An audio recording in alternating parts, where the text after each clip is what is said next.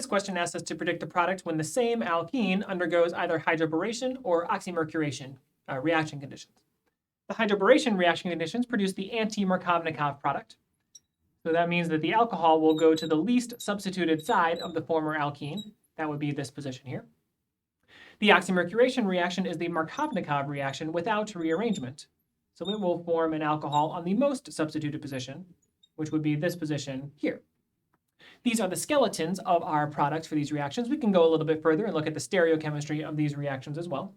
There are two stereocenters in this molecule, and the reaction is a concerted reaction. So that means that the products will always be trans to each other. The alcohol and the methyl group will always be trans to each other in this product.